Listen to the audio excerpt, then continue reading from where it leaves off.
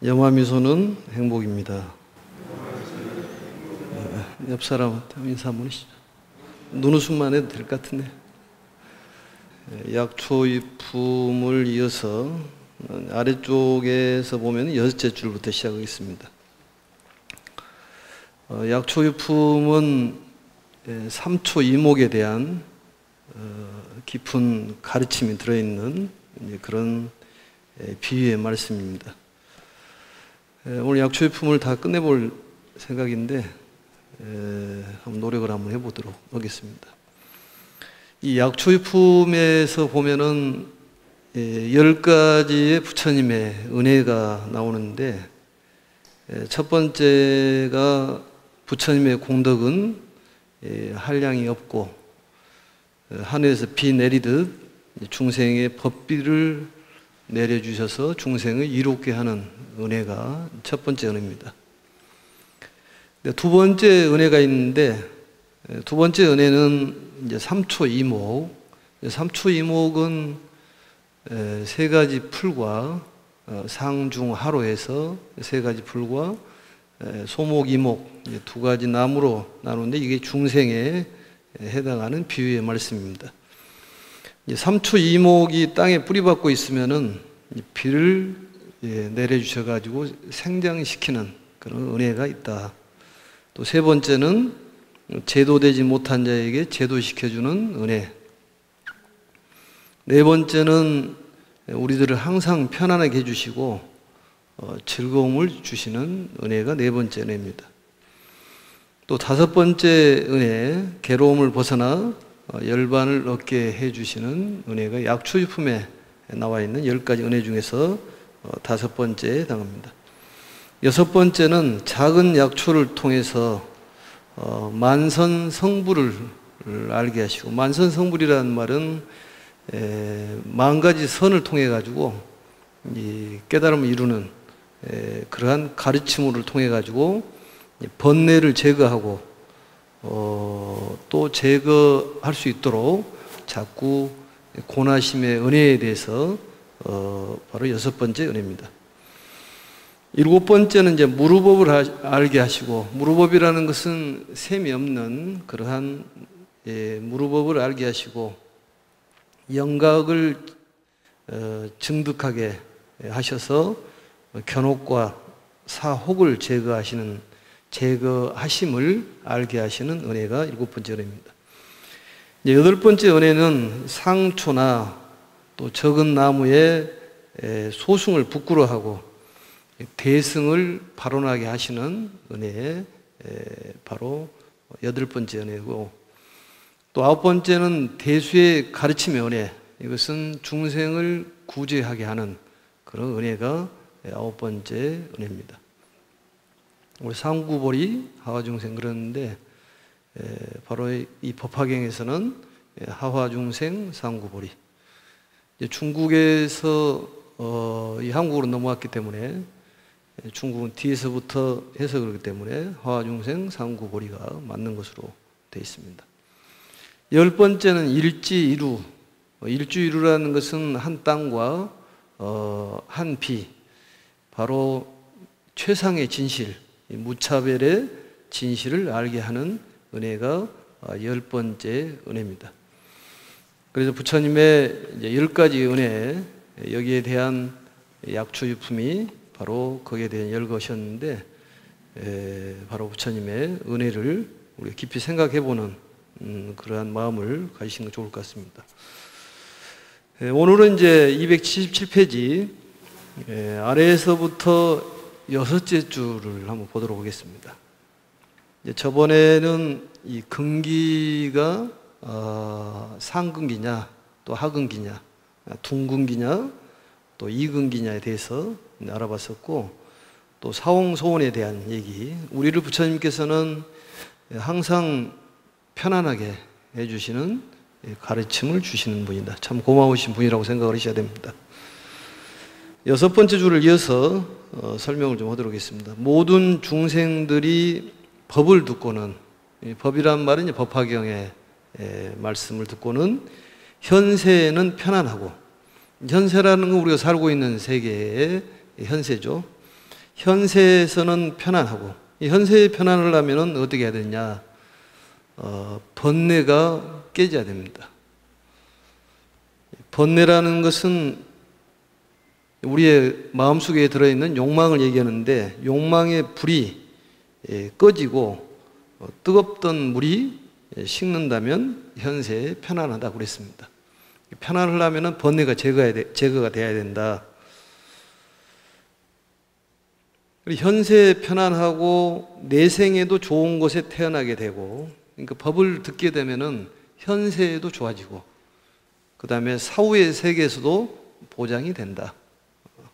그러니까 이 가르침을 통해서 현재에도 편안하고 미래에도 편안할 수가 있다. 우리 삼기를 보면은 귀불 양족존, 복덕과 지혜를 구조하신 부처님. 두 번째는 귀법 이욕존. 그러니까 욕망을 떠나게 하시는 그런 가르침이다. 결국은 모든 괴로움은 이 탐욕에서부터 비롯되기 때문에 이 탐욕을 제거하는 방법은 바로 가르침을 통할 수밖에 없다, 그런 얘기입니다. 세 번째는 뭐예요? 귀승 중중존. 우리 승가는 화합을 해야 된다. 똘똘 뭉쳐야 된다, 그런 얘기입니다. 뭉쳐야 살고 흩어지면 죽기 때문에 우리 육체도 마찬가지고 정신적으로든 육체적으로든 간에 우리가 힘을 합쳐야 됩니다. 내생에도 좋은 곳에 태어나게 되고 도로서 즐거움을 받고, 또한 법을 듣게 되면 법을 듣고는 모든 장애를 여의고 모든 장애를 벗어날 수가 있다. 모든 법 가운데서 그의 능력에 따라, 능력이라는 것은 그 힘에 따라, 감당할 힘에 따라서 점차 도에 들어가게 되느니라. 도라는 건 불도에 들어가게 된다. 우리가 돈도 많아도 좋겠지만은, 건강도 중요하지만은 제일 중요한 것은 편안함입니다. 편안하고 즐거움. 그게 가장 우리에게 필요한 거예요. 돈이 많다고 해서 편안하고, 또 건강하다고 해서 편안하고, 또 건강하지 않다고 해서 불편하고, 그렇지는 않습니다. 돈이 많다고 해서 불편한 것도 아니고, 우리 마음속에 항상 편안한 마음을 먹도록 정진 노력하는 것이 우리가 해야 될 일이에요. 불편함이 나오고 불평불만이 나오면 마음속으로 그걸 누르고 마음적으로 편안하게 생각을 하고 또 즐겁게 생각하는, 그게 우리가 잘 사는 방법이요, 부처님의 가르침을 통해서 우리가 노력을 해야 됩니다. 마치 저 구름이, 구름이라는 것은 이제 부처님, 구름이 비가 내리지 않습니까? 이 비라는 것은 부처님의 가르침이요, 구름이라는 것은 부처님께서 놔두시는 거죠. 저 구름이 모든 것에 비를 내리면 모든 초목과 숲과 모든 약초들이 그 종류와 성질에 따라 흡족하게 비를 맞아 넘어가겠습니다. 제각기 생장하는 것과 같으니라. 저번에 여러 차례 얘기했지 않습니까? 하늘에서 구름이 하늘을 덮어서 그게 비가 돼가지고 내리면은 많은 이 풀들이 있고 나무가 있는데 제각각의 능력에 맞게, 그릇에 맞게. 그러니까 부처님의 가르침은 그 사람이 마음이 불량하다, 정직하다, 이런 걸 따지지 않는다는 것입니다. 그 사람의 그릇에 맞게 본인이 받아가지고 성장을 한다, 그런 얘기입니다. 그걸 평등대해라고 그래요. 평등대해. 부처님의 지혜는 평등하게 비친다.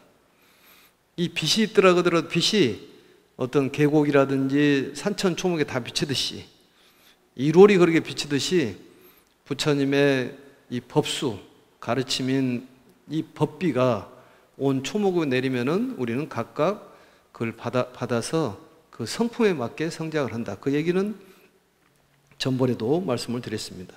그 다음에 두째 줄 보겠습니다. 열애가 설하는 법은 한 모양이며 한 맛이니, 왼쪽에 보시면은 열애 설법은 일상일민이 이렇게 되어 있지 않습니까? 한 모양이며 한 맛이며, 한 모양, 이제 부처님의 가르침, 부처님의 그 어떤 능력과 또 작용, 이렇게도 볼 수 있습니다. 이른바 해탈한 모양이며 번뇌를 떠난 모양이고 고통이 멸한 모양으로 구경에는 마침내 일체 종지에 이르게 하느니라. 부처님의 가르침이 그렇다는 얘기입니다. 여기서 해탈상이라는 것이냐, 생사에서 벗어난 모습을 해탈상이라고 합니다. 우리 생사윤회를 벗어나지 못하는 것은, 생사윤회를 하는 것은 업 때문에 그러는 거예요. 업을 짓기 때문에 생사윤회를 합니다. 선업은 바로 우리가 말하는 극락세계에 태어난 것이고, 악업은 바로 사막도에 태어난 것인데, 우리가 업 때문에 생사윤회를 한 것입니다. 생사에서 벗어난 모습을 해탈상이라 하고, 이상이라는 것은 열반의 상도 떠난 모습을 바로 이상이라고 합니다. 떠날 이자를 써서 생사가 멸한 상태. 또 멸상이라는 것은 열반이 없다는 상마저 떠난 모습.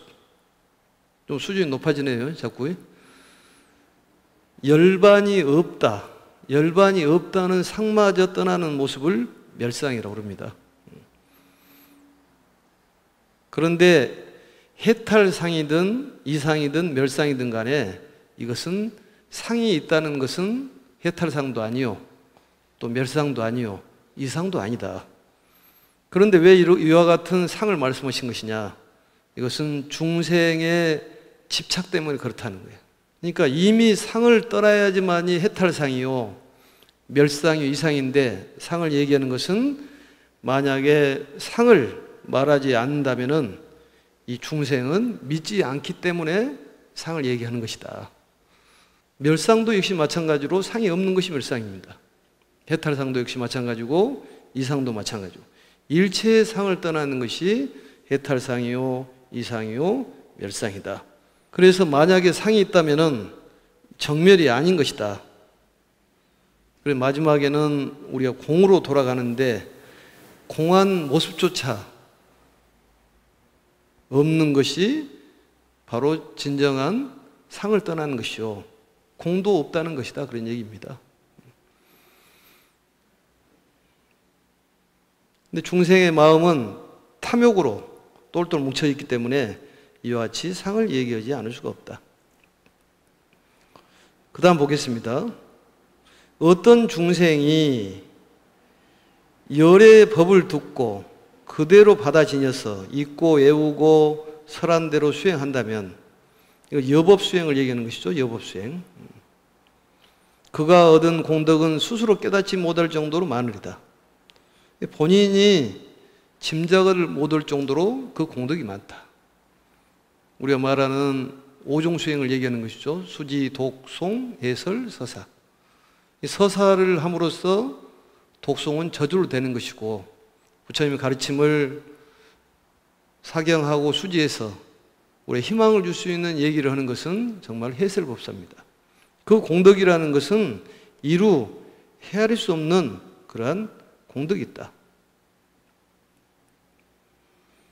그리고 스스로는 깨닫지 못할 정도로 많으리다. 왜냐하면 오직 열애만이 그 중생의 종류와 모양과 본질과 성품을 알고, 중생이 무슨 일을 기억하고 무슨 일을 생각하고 무슨 일을 닦으며 어떻게 기억하고 어떻게 생각하며 어떻게 닦는지, 무슨 법을 기억하고 무슨 법을 생각하고 무슨 법을 닦는지, 무슨 법으로서 무슨 법을 얻는지를 알기 때문이다. 좀 어렵죠? 많이. 근데 N쪽을 보시면은 더 쉬울 수가 있습니다. 거기 보면은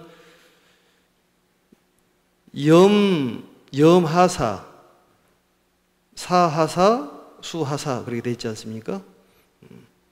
하란 말은 무슨 그런 뜻이에요. 그러니까 무슨 기억을 하고, 염이라는 것은 마음을 써서 이제 생각하는 것을 염이라고 그러는데, 무슨 일을 기억을 하고 무슨 일을 생각을 하고 무슨 일을 닦을 것이냐. 우리는 어떠한 걸 생각을 해야 되느냐. 염불, 염법, 염승 그럽니다. 우리가 육념수행에서 보면은 염불, 그 다음에 뭐예요? 염법, 염승, 염시. 많이 베풀어라는 거 항상 베풀어야 돼. 염계, 또 계율에 대한 생각을 하고, 그 다음에 염천, 항상 즐겁게 생각하는 그 육념법 수행입니다. 그리고 여기서 보면은 염불, 염법, 염승 이걸 생각을 하고 또 무슨 일을 생각을 해야 되냐. 사불, 사법, 사승. 부처님을 생각하고 부처님의 가르침을 생각하고 스님들을 생각하고 그럼 또 무엇을 닦을 것이냐. 수불, 수법, 수승. 이 불법승 삼보를 닦는다 그런 얘기입니다. 그게 바로 하사, 염하사, 사하사, 수하사. 그 다음에 운하염, 운하사, 운하수. 그러니까 염사수죠, 염사수. 운하란 말은 어떻게, 어떤 것을 기억하고 어떤 것을 생각하고 어떤 것을 닦을 것이냐. 어떤 걸 닦을 것이냐. 그러니까 무엇을 어떤 것을 생각하고 어떤 것을 기억하고 어떤 것을 닦을 것이냐. 이걸 생각해야 되고 그 다음에는 또 이제 좀 어렵죠. 하법이라는 말이 나오죠. 하법염, 그 다음에 하법사, 하법수 이렇게 나오잖아요. 예? 이 하법이라는 말은 이것은 무슨 법을 기억하고 무슨 법을 생각하고 무슨 법을 닦을 것이냐. 그러니까 여기에서는 무슨 법을 닦을 것이냐, 무슨 법을 생각할 것이냐, 정법을 생각하고 정법을 닦아야 된다. 또 어떤 법을 닦아야 될 것이냐. 우리가 보살법을 닦으면은 보살법을 얻습니다. 이거 중요한 얘기죠. 우리 지옥법을 닦으면은 지옥에 가는 것이고 지옥법을 얻기 때문에 영각법을 닦으면은 영각이 되는 것이고 천상법을 닦으면은 천상 사람이 되는 것이라니까요. 그러니까 무엇을 닦을 것이냐, 어떤 것을 닦을 것이냐, 또 무슨 일을 생각할 것이냐, 이게 우리가 생각할 일이다 그런 얘기입니다. 그런데 부처님께서는 이러한 것들을 전부 알기 때문에 거기에 근기에 맞춰서 가르침을 주신다. 그 사람이 어떤 생각을 하고 있고 또 무슨 법을 닦아야 되고 무슨 생각을 해야 되는 것이 다 알고 있다 그런 얘기입니다. 그래서 이 중생의 종류, 모양, 본질, 성품을 다 알고 계신다는 거예요. 근데 우리 방편품에 보면은 이런 일을 하면 성불한다 그런 얘기가 나오잖아요. 예를 들어서 모래로 해서 탑을 쌓으면 성불한다. 또 아니면 부처님 안녕하세요 이렇게 안녕하세요 인사만 해도 성불한다. 말을 할 수가 없으면 고개로만 안녕하세요 이렇게만 해도 저두라고 그러죠. 저두. 그게 바로 종자라는 거지. 그러한 것을 부처님께서는 다 알고 계신다는 거죠. 우리는 전부 성불하게 돼 있습니다. 왜냐? 부처님께서 그리 말씀하셨기 때문에 성불을 하고 이 사바세계에서 좀 힘이 들더라 하더라도 이 사바세계에서 사실 만큼 사시고 이 사바세계를 떠나면 우리는 행복의 세계가 열린다는 거예요. 열반의 세계. 극락은 이제 따놓은 당상으로 가는 거고 기본으로 가는 거 기본. 거기 가서 이제 더한 세상으로 간다 그런 얘기입니다. 이 세상이라는 것은 우리 육체가 가는 것도 가는 거지만은 정신적인 부분이에요. 편안한 세계라는 것은 정신적인 부분이에요. 지옥의 세계도 분명히 있잖아요, 그게. 힘이 들고 어렵고 너무 버거워. 그 세계가 있습니다. 거기에 앉아있지 않더라 하더라도 마음속으로 그 자리가 있어.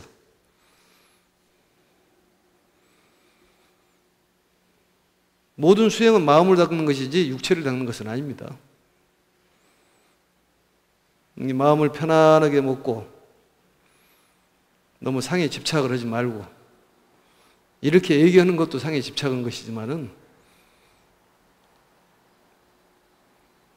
그 상을 설명하다 보면 어쩔 수가 없다. 우리 30 이상 80 종호를 설명하면서도 그와 같은 말씀을 드렸잖아요. 어쩔 상을 표현할 수밖에 없다 그런 얘기입니다. 이처럼 중생들이 갖가지 경지에 머물러 있는 것을 오직 열애만이 여실히 보고 확실히 안다 그 말이죠. 보고 밝게 알아 막힘이 없나니 마치 저 모든 초목과 숲과 모든 약초들이 제 스스로는 상중하의 성품을 알지 못하는 것 같으니라.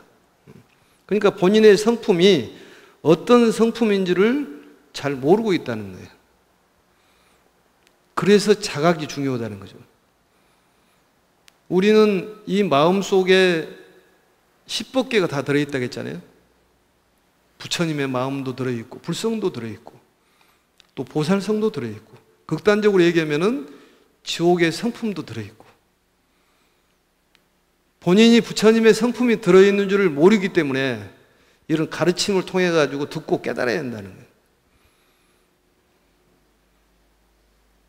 그래 부처님의 가르침은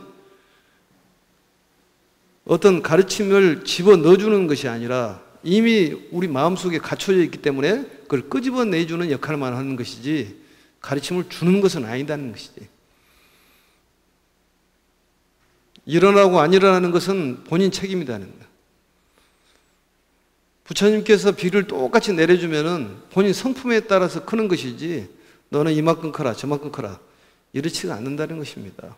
본인이 자각을 해야 되고 본인이 정말로 행복자라는 것을 스스로 깨달아야 돼요.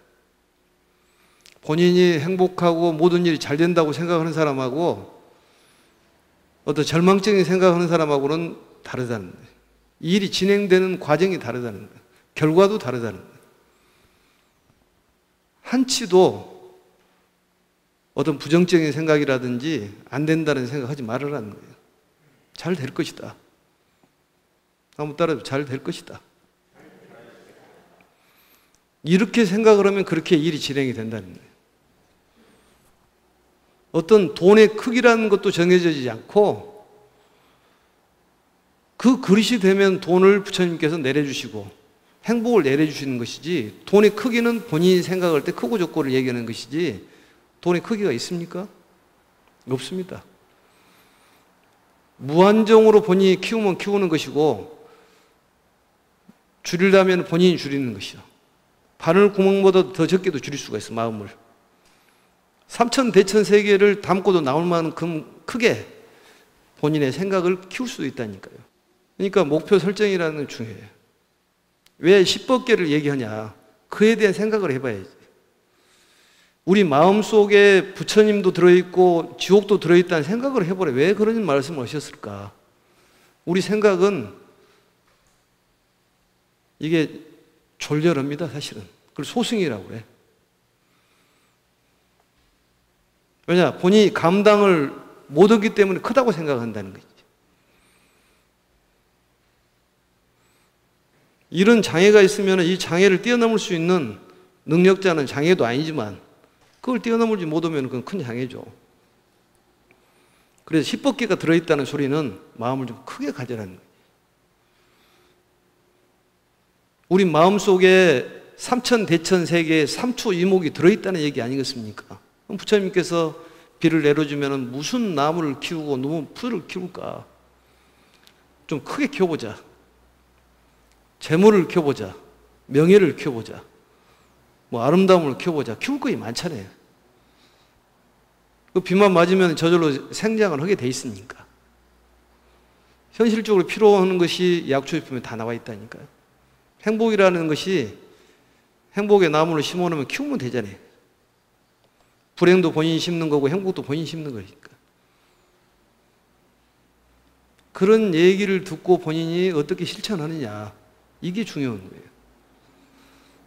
구슬이 서말이면 뭐 될 것이냐 실천을 해야지. 법을 알면 뭐돼 꽃을 피워야지.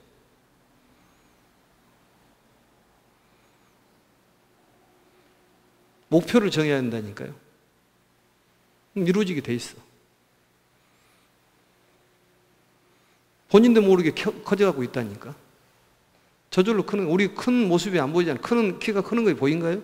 아무리 어느 날 보니까 커갖고 있는 거야. 응? 생각도 커갖고 있는 것이고, 열에는 이 한 모양과 한 맛의 법을 안 하니 이른바 해탈한 모양이며 번뇌를 떠난 모양이며 고통이 멸한 모양이며, 여기 해탈상, 그 다음에 이상, 멸상을 얘기하는 것입니다. 구경, 마침내는 열반에 이르러 항상 정멸한 모양으로 마침내 공에 돌아가는 것이니라. 공이라는 거, 진짜 공이는 진공묘유라고 하잖아요. 진공묘유. 참 공이라는 것은 없는 것이 아니라 최고로 있다는 거예요. 마음을 비우면 비울수록 많은 것이 채워진다는 거예요. 그게 부처님의 가르침이에요. 누구에게 많이 주면은 나에게 돌아온 것이 많다니까. 그게 염시수행이에요. 항상 무엇을 베푸는 수행. 금강경의 모든 내용이 그 내용입니다. 최고의 보시는 무주상 보시다. 진공묘유. 내 마음을 비우면은 다른 걸로 꽉 채워진다는 거예요. 이 그릇이 있으면은 그릇이, 물그릇이 있다면 물그릇을 비운다고 해가지고 없어진 건 아니지 않습니까? 다른 걸로 채워지는 거예요. 내 마음에 번뇌 망상으로 가득 차 있기 때문에 좋은 것이 들어가지를 못하잖아요. 그러니까 염시 수행이라는 건 참 중요해요. 베푸는 수행이 어떻게 베풀고 살아볼까?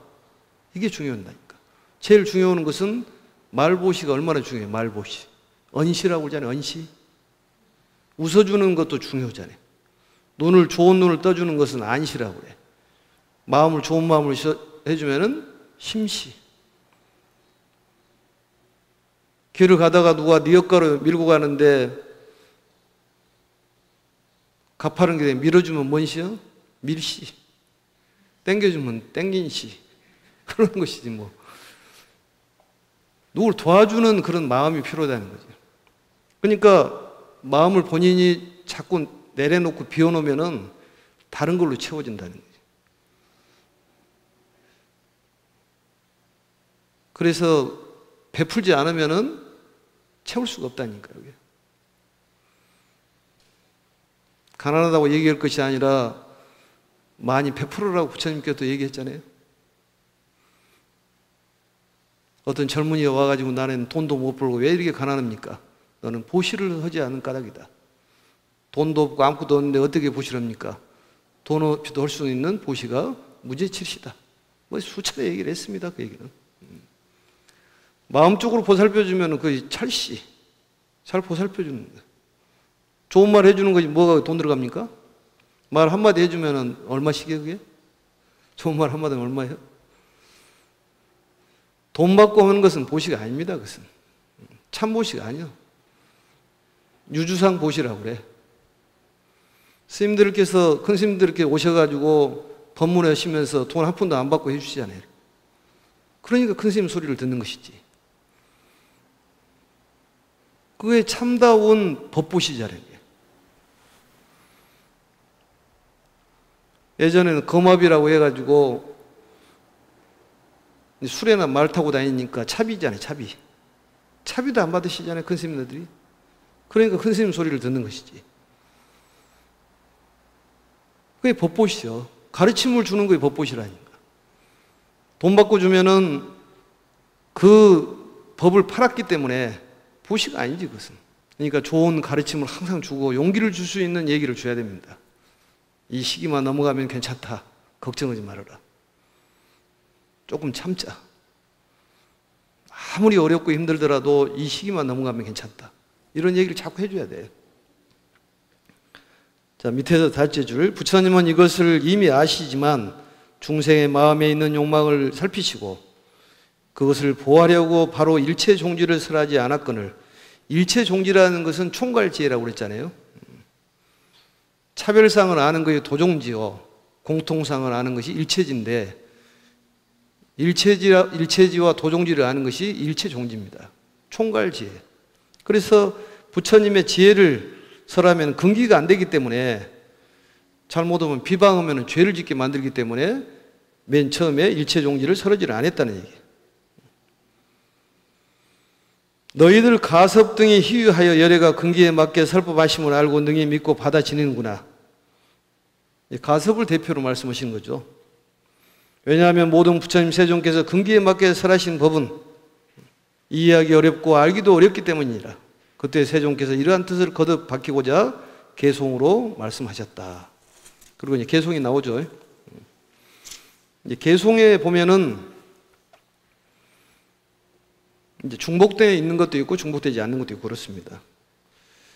왼쪽에 보면은 파유법왕이 이렇게 되어 있는데, 유란 말은 인과가 있는 것을 유라고 그럽니다.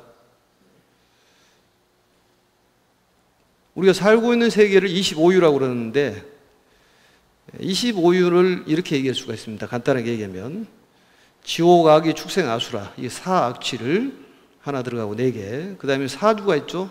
수미사를 중심으로 동승신주, 우리가 살고 있는 남선부주, 서쪽에는 우화주, 북쪽에 구로주, 이 사주를 합치면 8개가 되겠죠. 그 다음에 극락세계가 28천으로 되어 있는데, 유격천, 사왕천, 그 다음에 도리천, 야마천, 도소천, 화락천, 타과자이천. 그러면은 몇입니까? 8에다가 14가 되겠죠. 14. 그 다음에 이제 색계, 무색계가 있는 거죠. 색계를 초선천, 그 다음에 이선천, 삼선천, 사세천, 이 4개에다가, 그 다음에 이제 범왕천, 무상천, 그 다음에 나암천이라는 게 있습니다. 나암천은 이제 광가천에 해당하는데 좀 복잡하지만 전번에 한번 설명을 했었어요. 이 색계에 대한 범종천, 범중천, 대범천, 이 범보천, 대범천, 그 다음에 소광천, 무량광천, 변정광천, 그 다음에 삼선천에는 소정천, 무량정천, 변정천, 깨끗한 세계. 그 다음에 사선천에는 무운천, 구름이 없다고 해서 또 복생천, 복이 있는 사람이 태어나는 복생천. 그 다음에 은과천, 과보로 태어나는. 무번천, 번뇌가 없고 무열천, 이 곤궁함이 없는. 그 다음에 성견천, 좋은 견해를 갖고. 선현천, 이 좋은 쪽으로 나타낸 색구경천, 이렇게 해가지고 18천이 있습니다. 이것을 사선천과 그 다음에 범왕천, 무상천, 나암천 이렇게 나누면은 7개로 나눌 수가 있습니다. 그 다음에 이제 무섭계가 공무변처천, 그 다음에 식무변처천, 무소유처천, 비상, 비비상천, 이렇게 해서 4를 더하면은 총 25유로 되어 있습니다. 이걸 바로 우리가 말하는 유세계라고 그렇게 얘기합니다. 그 정도로 이해를 하시고 여러 차례 얘기를 했었습니다.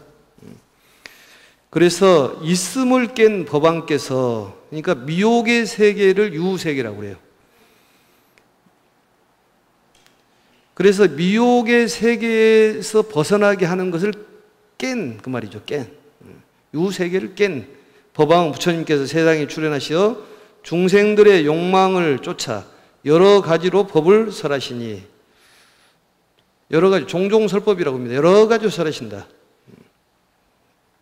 열애는 존귀하고 지혜도 깊고 멀어 오래도록 요긴한 법을 오래 침묵하여 서둘러 말씀하지 않으시니라. 요긴한 법이라는 것은 일승법을 얘기를 하는 것입니다. 지혜 있는 자 들으면 곧 믿고 이해하나 어리석은 자는 의심하여 불도를 영원히 잃게 되느니라. 지혜 있는 자는 부처님의 가르침을 믿고 이해하고, 그 신혜죠. 어리석은 자는 의심을 한다는 거예요. 그러니까 절대적으로 의심을 하면 안 됩니다. 마음속에 의심이 일어나도 이해를 하고 믿음을 가져야 돼요. 한번 의심을 하기 시작하면 끝이 없어. 어떻게 한다고요? 이해하고 믿고 이해하고. 사람의 관계에서도 마찬가지예요. 믿으려면 끝까지 믿어야 돼요. 이해를 하려면 끝까지 이해를 해야지. 그러므로 가서봐 열애는 능력에 따라 설하느니, 능력에 따라 설한 말은 근기에 맞춰서 설한다.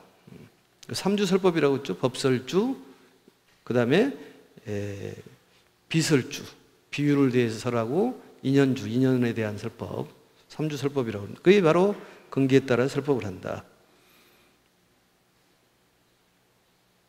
가서봐 바로알라, 비유하면 큰 구름이 세간에 일어나서 일체를 두루 덮으니 지혜의 구름이 비를 품고 번개불이 번쩍이며 우리의 소리 진동하니 모든 사람 기뻐하고. 우리의 소리가 들리면 이제 비가 내리지 않습니까? 인도에서는 이 비가 상당히 부족하기 때문에 비에 대한 귀함을 얘기하는 비를 얘기를 한답니다. 그래서 이제 비가 한 번씩 오면은 이제 오랫동안 오는데 한 4개월 정도 비가 안 올 때가 있답니다. 그러다 보니까 비에 대한 비유를 들은 거예요. 그리고 우리는 약초를 먹어야 되잖아요. 약초를. 전번에 얘기했듯이 장님이 약초를 먹고 눈을 떠가지고 세상을 보듯이 우리는 무명에 가려 있어가지고 앞을 보지를 못한다는 거지. 부처님의 가르침을 통해 가지고 무명을 밝힐 수 있는 눈을 떼야 된다는 거예요. 넷째 줄 한번 보겠습니다. 나는 세존이라 능히 나와 견줄지가 없느니라. 중생들을 편안하게 해주려고 세상에 출현하여 대중들을 위하여 단 이슬 같은 감로수죠. 맑은 법을 설하나니 그 법은 한마수로 법화경의 작용, 능력 이렇게 생각하시면 됩니다. 해탈이며 일반인이라.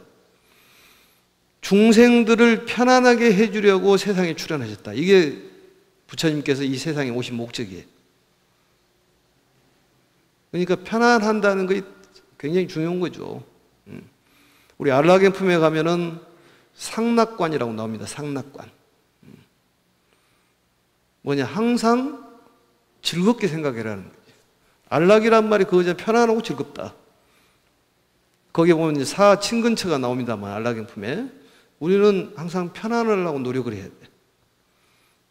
뭐 하려고 노력을 해야 돼요? 편안하게. 불안하게? 편안하게.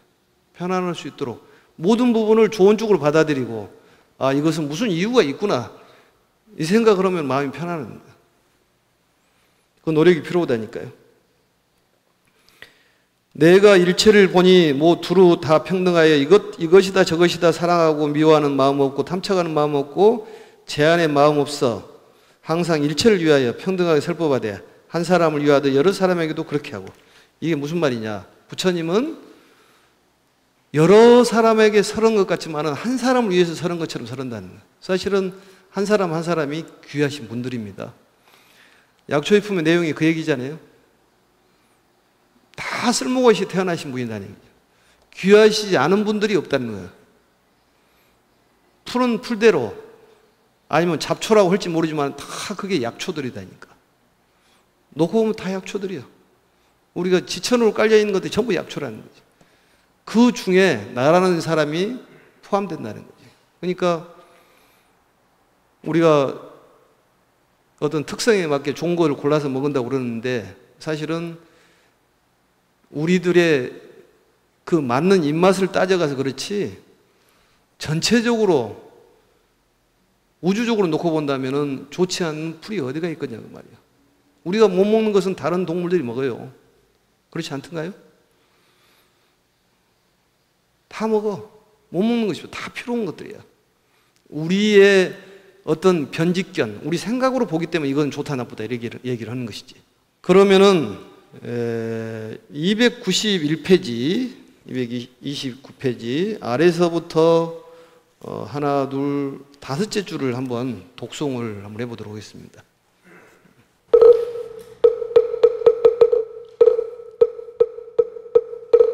부처님의 평등설법한 맛 중생들의 성품 따라 받는 바 다르나니 조목들의 타고난 것이 각기 다른가. 부처님은 이런 비유로 방편으로 여러 보이고 여러 가지 말씀으로 한 법을 설하지만 부처님 바다의 한 방울 물과 같으니라. 내가 어피를 내려 세간을 충족시켰으니 한 맛에 능력에 따라 바다 닦음이 마치 저 숲의 약초와 여러 나무들이 크고 작은 성품 따라 자라는 것.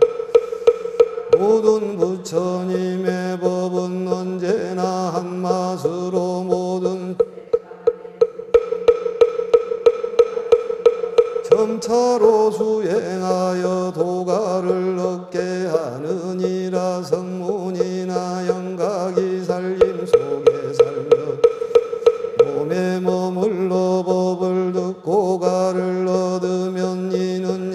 상조가 각각 더 자라남과 같으니라. 보살들의 지혜가 견고하여 삼계를 환히 깨달아 최상승을 구한다면 이는 더욱 자라남과 같으니라. 어떤 사람 선정에 머물러서 신통력을 얻어 모든 법이 그게 완이하여 무수한 광명 비추어 많은 중생 제도하면 이는 큰 나무가 더욱 자라 같으니라. 가서 봐 이와 같이 부처님 설하시는 법은 비유하면 이를 내려 사람의 꽃을 적시어 열매 맺게 함과 같으니라. 가서 봐 바로 알라 여러 가지 인연과 여러 보이지만 이는 나의 방편이며 모든 부처님 또한 같으니라. 이제 너희들을 위하여 말하노니 여러 성문 대중들은 참된 열반을 얻는 것 아니며 너희들이 행할 바는 바로 보살도이니 모두 마땅히 성불하리라. 제일 마지막 쪽 보면 부처님께서는 너희들을 위하여 참되고 진실한 말을 하노니 여러 성문 대중들은 참된 열반을 얻은 것이 아니며 더욱 노력해라, 그런 얘기입니다.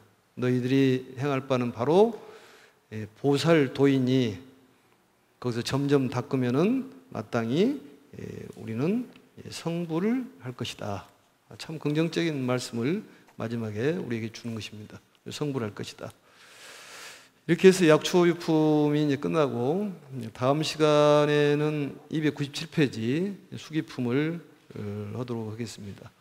수기품에서는 4대 성문 가섭, 목련, 가전년, 수보리가 이제 수기를 받는 그런 내용이 나오는데 약초유품에서 4대 성문 제자가 바로 3초 이목의 비유를 들어서 부처님께서 설명하시고 바로 4대 제자께서 그 내용을 이제 잘 알아드시고 부처님께서는 수기품에서 수기를 주십니다. 마가섭에게 광명열애라는 수기를 주시고 또 목련존자에게 다마라발 전단향열애라는 수기를 주시고 수보리에게는 명상열애라는 수기를 주시고 가전연애 제자에게는 연부낮의 금강열애라는 부처님의 수기를 준 내용이 나옵니다. 아무튼 요즘 시절이 그렇게 밝지 않은데 마음속으로는 부처님의 가르침을 항상 간직하고 코로나가 결국은 종지부를 찍을 거다 이런 생각을 하시고 열심히 또 하는 일에 충실하시면 될 것 같습니다. 건강한 모습으로 다음에 뵙겠습니다. 염화미수는 행복입니다.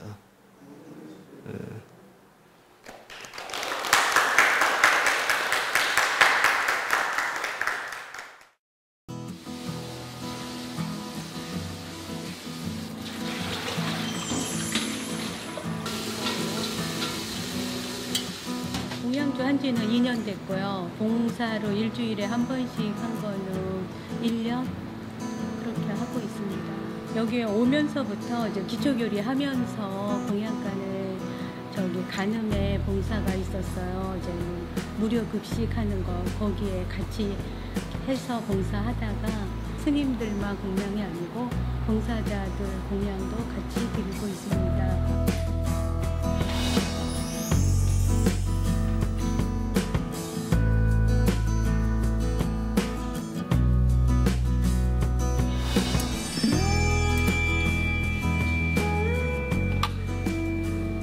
우리 주변에 있는 사람들은 다 나에게 이익을 주는 사람이다. 그렇게 법화경 내용을 읽으면서 그렇게 알게 됐어요. 그래서 다 나에게 도움을 주는 사람이다 하고 그렇게 느끼고 절대 이렇게 배타하지 않으려고 그냥 모든 걸 다 수용하게 돼요. 저 사람 화가 났으면 그것도 나로 인해서 할 수도 있겠구나 하고서 바로 자기를 내려놓고 한 번 더 보게 되는 그 수용심이 법화경 사경에서 생깁니다.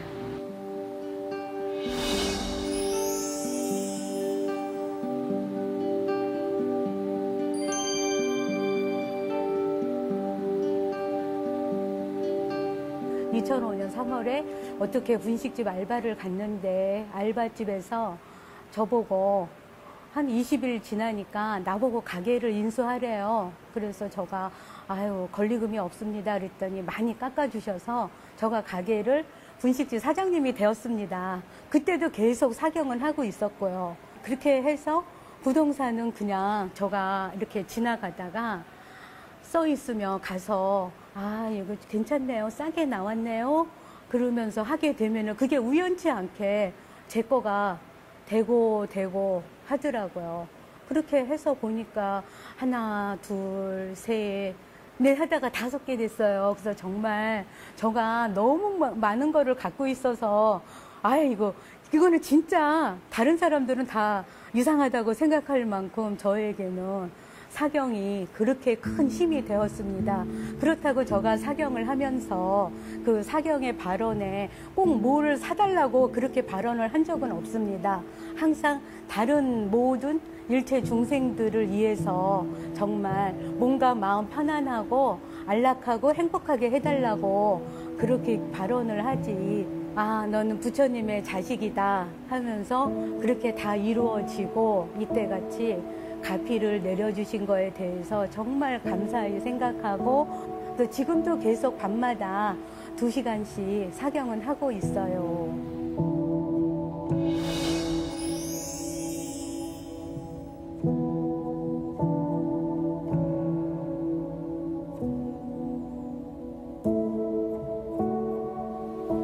읽는 것보다 사경을 하면서 가슴에 더 한 번 더 새기게 돼요. 그래서 그 발언이 내 발언과 부처님의 발언이 같이 해서 이루어집니다. 그래서 법화경의 가르침은 일불승의 도리를 깨닫는다고 하셨고 항상 보살행을 실천하라는 가르침이 책 속에 있더라고요. 자비실천, 이타실천, 회양실천을 우리 호연스님은 항상 중심으로 저희가 할 수 있게끔 그것을 많이 가르쳐 주고 계십니다.